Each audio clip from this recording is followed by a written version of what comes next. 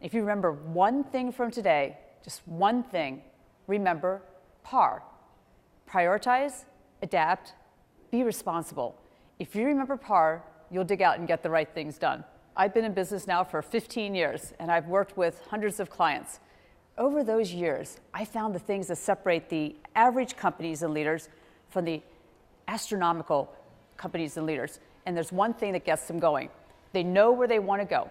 It's a consistent reason. They know where they want to go, and they get all the energy marshaled into moving in that direction. And it's interesting because that PAR word, prioritize, adapt, be responsible, sounds like average or normal, par for the course. But if you think about it, in golf, PAR is the standard of excellence of how the pros benchmark how they're doing. They're either plus or minus par. And so that should be your standard of excellence. I want to be excellent at prioritizing. I want to be excellent at adapting. I want to be excellent at being responsible and taking ownership of the outcome. The reason why, there's an enormous economic upside and competitive advantage when you do it. You get a do-over. We get a do-over every time we can plug a ball. It's the only time in golf we do it.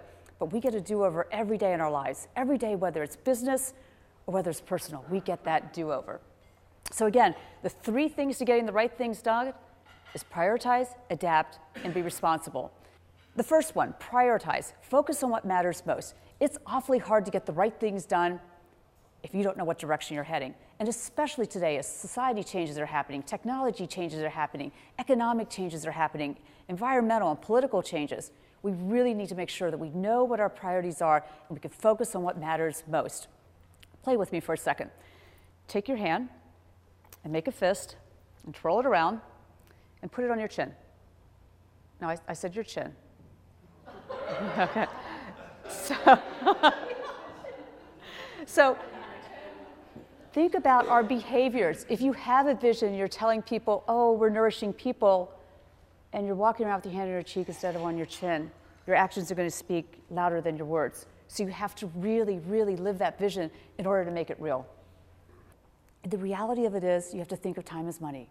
What are you able to do or not do in that time? And I do a trick called power time, where I just put it on my calendar.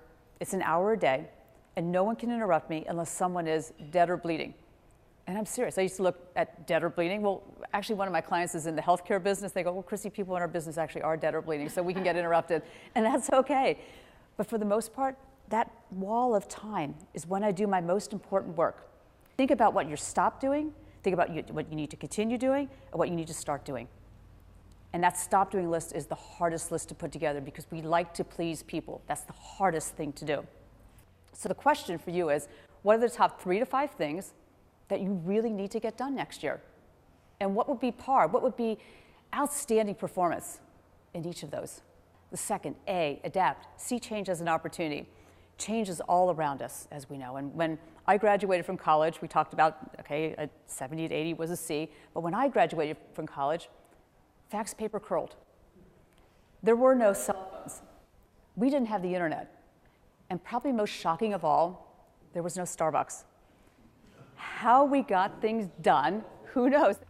So we had to adapt and we have to change. And so I think about this statistic here. Nearly 95% of all CEOs expect substantial change. And yet, only 52% say they're ready to deal with it. Change is a constant. Abraham Lincoln talked about change. And we're talking about the speed of change that things happen now. You have to adapt in order to survive and thrive. So we have to think about what are we afraid of? And the best way is to learn because the old ways aren't coming back. Don't use time as an excuse. Always try to learn something. Try something new. Make your mind think differently. According to the American Psychological Institute, we think 55,000 thoughts a day.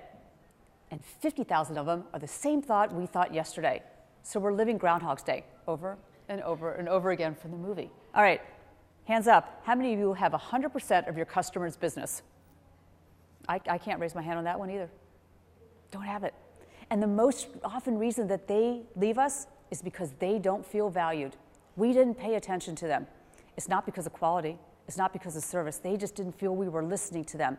So if you want to have customers that stay, because actually 75% of your business probably comes from repeat customers, what you want to do is you want to listen to them. They will tell you where you need to adapt.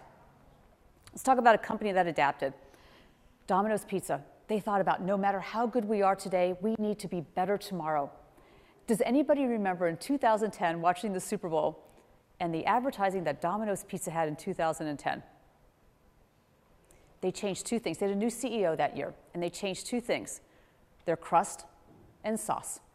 What's more basic to pizza than crust and sauce? And the reason they did, they said the sauce was like ketchup, tasted like ketchup, and the crust felt like they were eating the box. Those were the surveys they were getting back from their customers. So they changed that.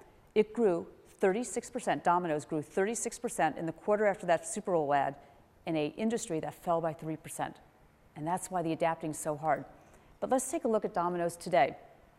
Today, their stock is $192 versus $8.76 in 2010. The difference, again, it comes back to leadership. It comes back to their visions. So I ask you to think about your business. What is it you really do? What do you really want to be known at? What do you have to be great at?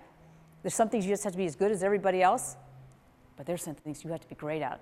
Because 7 out of 10 people are trying to come up with innovative ideas, and 98% are modifying existing ones. Innovation's not going to stop. We've got to keep going. How are your customers changing? And how are you going to meet those needs? Okay, the last one, PAR. Prioritize, adapt. Let's talk about be responsible. We all know companies like Enron that didn't do the right thing. But in business as well, how often are we sending the message that we don't care by canceling meetings, by not returning phone calls, by not answering an email? What message are we sending? And I see that canceling of meetings is shifting all the time, and that really does affect productivity and profitability, because the message you're telling the person you're canceling to is you're not important. If you want to listen, is tell me more. Tell me more. Or, and then what? We had the listening to your customers, but when you say tell me more, and then what? The good stuff comes out.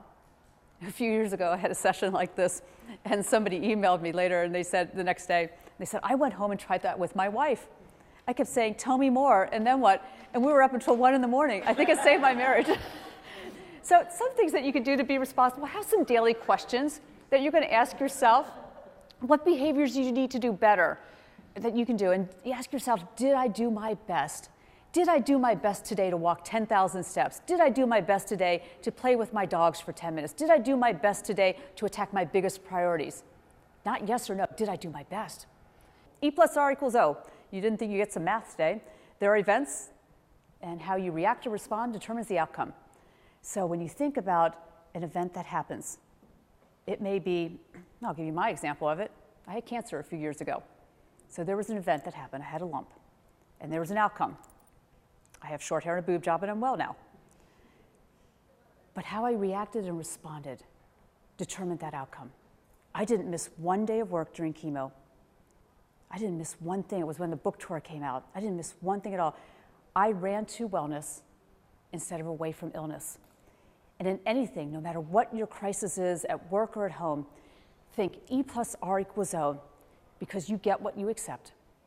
If you accept somebody who turns in a report late consistently or doesn't respond to your email, you will get more of it. You're not going to get less of it. You always get what you accept. And it goes back to, I will not accept mediocrity. Just before this meeting here today, I was coaching somebody, and she was talking about somebody who's non-responsive. She goes, I know last time we met, you said, why are you accepting that?